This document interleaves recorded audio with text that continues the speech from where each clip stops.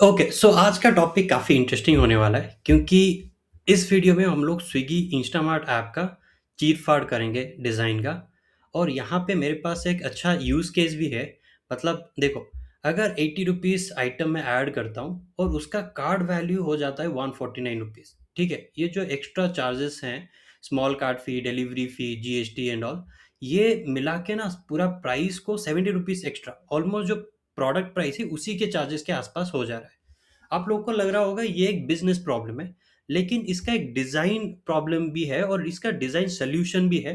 तो उसी के ऊपर पूरा ये वीडियो होने वाला है और ये एक हाइपोथेसिस बेस्ड वीडियो होगा। मतलब मैं वहाँ पे एक क्लियर प्रॉब्लम स्टेटमेंट रखूँगा, फिर उसके बाद हम लोग कैसे एक हाइपोथेसिस बिल्ड करते हैं प्रॉब्लम स्टेटमेंट पे, और उसके बाद उस हाइपोथेसिस के अगेंस्ट पे प्रोडक्ट को पूरा इवैल्यूएट करेंगे और इसका जो कंक्लूज़न है इस डायग्नोसिस का, वो भी हम लोग डिफाइन करेंगे और आगे जो सॉल्यूशन हो सकता है या फिर नेक्स्ट स्टेप है, उसके बारे में भी बात करेंगे।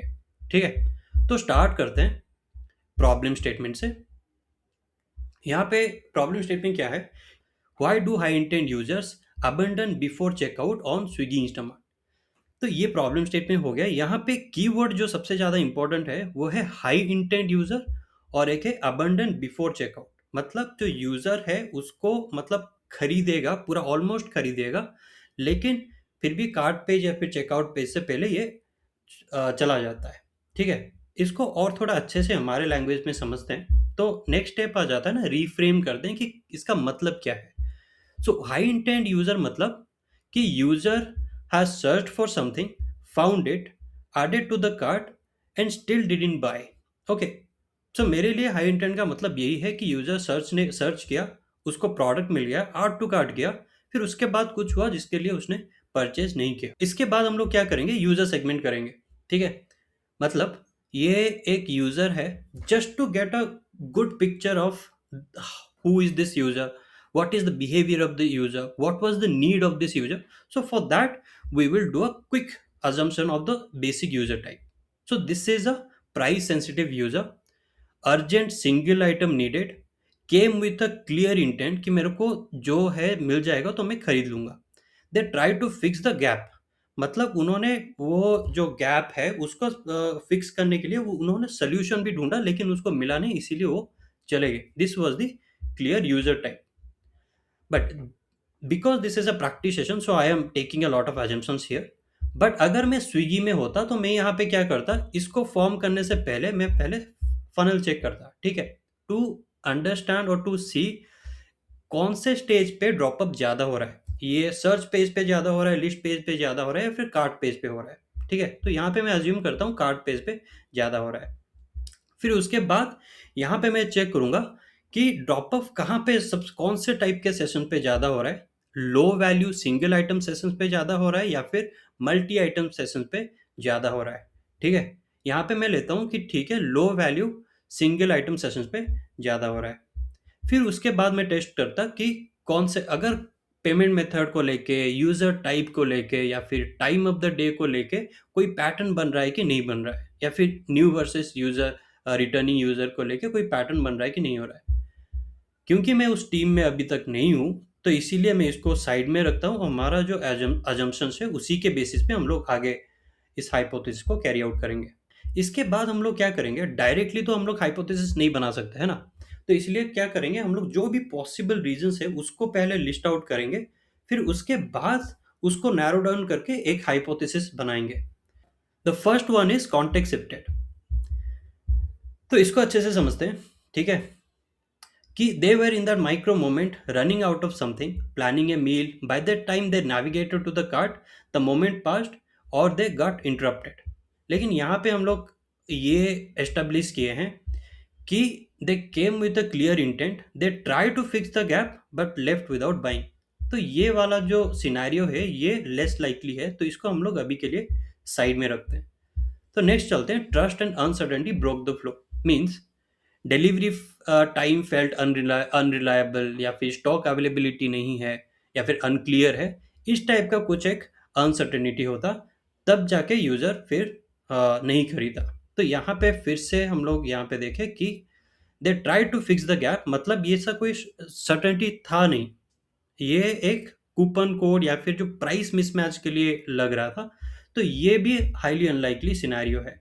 तो इसको भी हम लोग अभी के लिए साइड रखते हैं। तो बाकी बचे ये दो। ठीक है, the value didn't close and the commitment felt too large. The value didn't close मतलब कि they found the item, but something on the product page like price, quantity, delivery time, minimum order made the purchase feel not worth it right now। ठीक है। और दूसरा, यहाँ पे commitment felt too large मतलब Instamart pushes you towards a basket size, correct. So a user came for one item now sees a minimum order requirement or a delivery that makes a single item order feel disproportionate। ठीक है।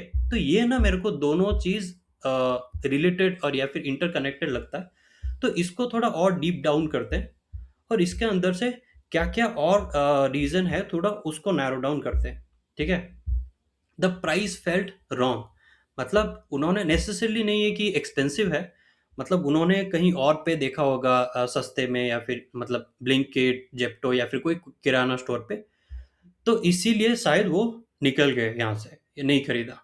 लेकिन ऐसा scenario है ही नहीं, क्योंकि यहाँ पे हम लोग ये फॉर्म किए कि found it added to the cart, मतलब उसको प्राइस ठीक लगा था इसलिए उसने आर्ट टू कार्ट किया था। तो प्राइस फेल्ट रॉन्ग इतना नहीं है। तो डिलीवरी प्रपोजिशन फेल्ट रॉन्ग, हाँ ये एक सिनेरियो है। क्या है कि आइटम का प्राइस लेट्स से 80 रुपीस है और delivery fee let's say 30 rupees है। तो मतलब ये ना क्या करता है कि 80 रुपए के आइटम के लिए 30 रुपए का एक्स्ट्रा चार्ज नॉर्मल यूजर के लिए इतना मतलब सेंस नहीं बनाता। तो इसीलिए दे found the product, the intent was real, but the total cost of the transaction killed it. Okay, this is a very highly likely scenario. Now, the minimum order threshold. It created a forcing function they didn't want. They came for one thing. Now they have to either add more items they didn't plan to buy or pay a small card fee that feels punitive. So neither of these options feels good. So they exit. Okay. So ये दो reason को मिला के ना हम लोग को एक फाइनल हाइपोथेसिस बनाना है और उसी हाइपोथेसिस के अगेंस्ट में प्रोडक्ट को पूरा इवैल्यूएट करेंगे। ठीक है। तो फाइनल हाइपोथेसिस यहाँ पे क्या है, this user abandons not because the fees are hidden but because the cart price betrays a decision they already made at the product page. Okay, that's not a price objection, that's an expectation gap, and those two things point to a very different completely different fixes. ओके, तो अभी हम लोग समझते हैं product evaluation stage पे। यहाँ पे दो सिनेरियोज, दो स्टेजेस हैं। ठीक है, एक लिस्ट पेज का स्टेज है और एक कार्ट पेज का स्टेज है।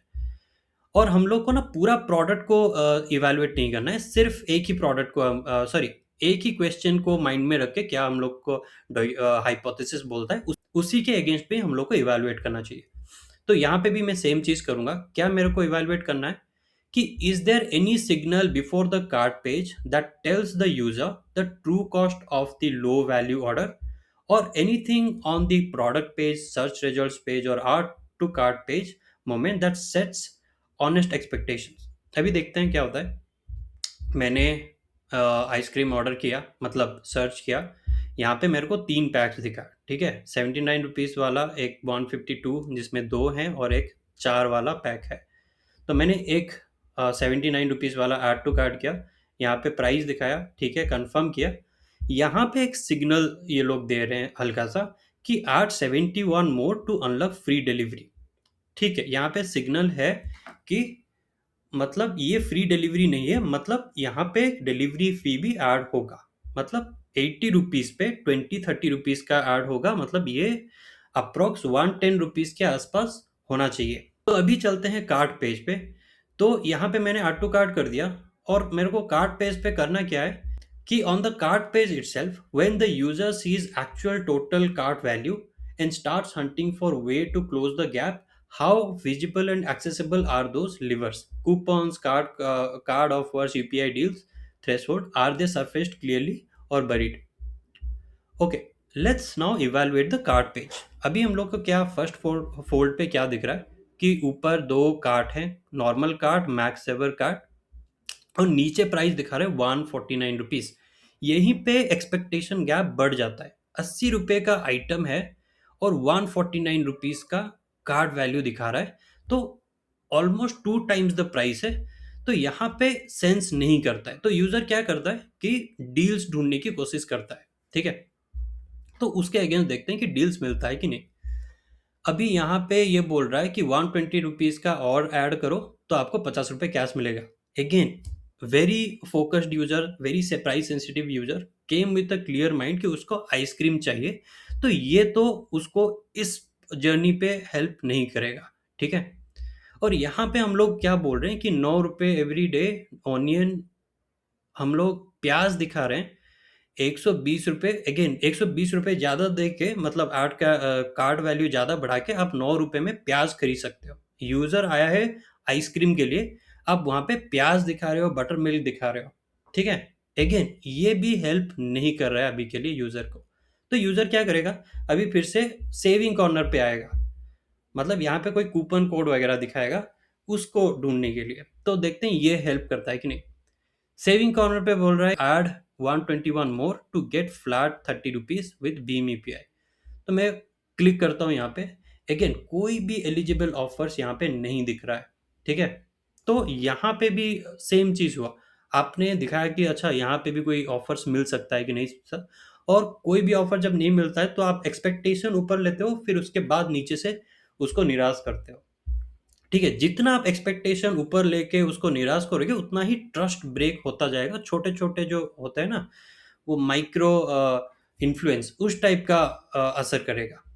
फिर उसके नीचे स्टील डील करके भी एक सेक्शन है। ठीक है, यहाँ पे आप उसको स्कॉच ब्राइट स्टेनलेस स्टील का स्क्रबर दे रहे हो, जबकि यूजर यहाँ पे आइसक्रीम परचेज करने के लिए आया है, आप उसको एक किचन यूटिलिटी आइटम सेल करने की कोशिश कर रहे हो, वो भी 320 रुपये और ऐड करके। मतलब देख रहे हो, ये लग ही नहीं रहा है कि यूजर के इंटेंट के लिए या फिर यूजर के लिए डिजाइन है। मोर लाइकली स्विगी का जो बिजनेस है, एवरेज ऑर्डर वैल्यू उसको ऑप्टिमाइज करने के लिए मेरे को ज्यादा लग रहा है। तो ये एक बहुत बड़ा इश्यू है यहाँ पे। फिर उसके बाद चलते हैं हम लोग कि जो आइटम वैल्यू है, जो बिल डिटेल्स है, यहाँ पे सेम चीज़।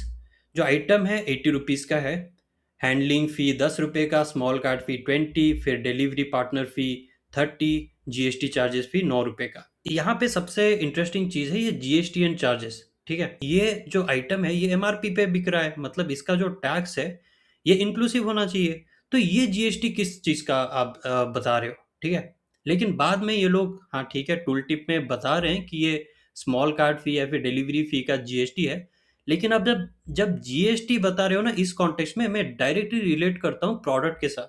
ठीक है, तो ये एक मिसलीडिंग है यहाँ पे। मतलब आपको गवर्नमेंट को तो देना ही है इसका टैक्स, नो, मतलब उसमें कोई प्रॉब्लम नहीं है। लेकिन जो आप कम्युनिकेट कर रहे हो ना वो मिसलीडिंग या फिर मिस इन्फॉर्मेशन थोड़ा यहाँ पे दे रहा है। Label is wrong, see one service fee, this GST is on service fee not on item, so the label is wrong, the label is misleading. ठीक है, तो ये हो गया हम लोग का प्रोडक्ट इवैल्यूएशन। अभी हम लोग डायग्नोसिस पे कंक्लूजन क्या निकलता है वो देखते हैं। The cart is optimized for basket size, not for helping this user close the cost gap on the order they already decided to place. User सोच के ही आया था मेरे को एक आइसक्रीम चाहिए, अगर आप उसको वो चीज़ करने में हेल्प कर देते तो आइसक्रीम वो खरीद लेता और आपका यहाँ पे सेल हो जाता। लेकिन वहाँ पे कोई भी एक लिवर नहीं है इस यूजर को, वो जो कॉस्ट का गैप है ना उसको सोल्यूशन सॉल्व करने के लिए किसी भी टाइप का सोल्यूशन वहाँ पे नहीं मिला। Another thing is fees are transparent, but the optimization is pointed at the wrong goal at the wrong moment. ये एक डिजाइन इशू क्यों इसलिए है मैं बोल रहा हूँ। जो यहाँ पे जो एक्स्ट्रा चार्जेस है ये तभी काम करता है जब आप ये देखो 99 रुपीज़ के बीच नीचे अगर आप ऑर्डर करते हो तो आपको स्मॉल कार्ड फी देना पड़ता है, और 71 मतलब 150 रुपीज़ के अंदर अगर आप ऑर्डर प्लेस करते हो तो फिर 30 रुपीज़ डिलीवरी पार्टनर फी देते हो। ठीक है, लेकिन ये तो एक मल्टी पैकर डील है ना। आपके पास लिस्ट पेज में ही यहाँ पे एक आइटम वैल्यू है जहाँ आपका प्राइस है 152 रुपीज़, जिसमें 2 आइसक्रीम मिलता है, ठीक? तो ये अगर मैं ऐड टू कार्ट करता हूँ, तो मेरे को 163 में 2 आइसक्रीम मिलता है, ठीक है? अगर मैं 2 पैक ऑर्डर करता हूँ, तो एक तो यूनिट प्राइस भी कम होता है और उसके बाद मेरा जो टोटल कार्ड वैल्यू भी 163 रुपीज़ पड़ता है। मतलब पहले एक आइसक्रीम का वैल्यू 150 था, अभी 2 आइसक्रीम मिल रहा है 163 में, ठीक है? तो ये डील तो बेटर है, मतलब ये प्रोडक्ट तो ऑलरेडी एग्ज़िस्ट करता है। बस यहाँ पे एक सिग्नल अगर हम लोग कुछ दे देते हैं यूज़र को कि अगर आप ये वाला पैक लेते हो तो आपको स्मॉल कार्ड फ़ी, वो जो जितना भी एक्स्ट्रा चार्जेस है, वो देना नहीं पड़ेगा। तो वहाँ पे ना एक यूज़र को डिसीज़न लेने में ईज़ी होता है। और एक चीज़ यहाँ पे जो पर्सनलाइज़ेशन है या फिर जो अपसेल या फिर क्रॉस सेल का जो हम लोग कर रहे हैं, वो भी रेलेवेंट या फिर इन डेप्थ कैटेगरी में अगर करेंगे, तो वहाँ पे चांसेस ज़्यादा है यूज़र को अपसेल करने का। चॉकलेट फ्लेवर का, वहाँ पे मैं स्ट्रॉबेरी या फिर किसी और फ्लेवर का मैं पुश करूँगा, तो हाईली चांसेस है कि वो यूज़र ले लेगा, ना कि बनाना, ऑनियन या फिर किचन यूटेंसिल। ये कंप्लीटली डिफरेंट जर्नी है और इसके लिए यूज़र को ना फिर से बहुत दिमाग लगाना पड़ेगा, मेरे को अभी बनाना चाहिए कि नहीं है, ऑनियन चाहिए कि नहीं है, या फिर मेरे को स्टील स्क्रबर चाहिए कि नहीं है, ठीक है? तो उसमें यूज़र एक तो टाइम वेस्ट करेगा, जितना टाइम वेस्ट किया उसका उतना ही मतलब फ्रस्ट्रेशन बढ़ा और आके वो जाके प्रोडक्ट को सॉल्व ही नहीं कर पाया।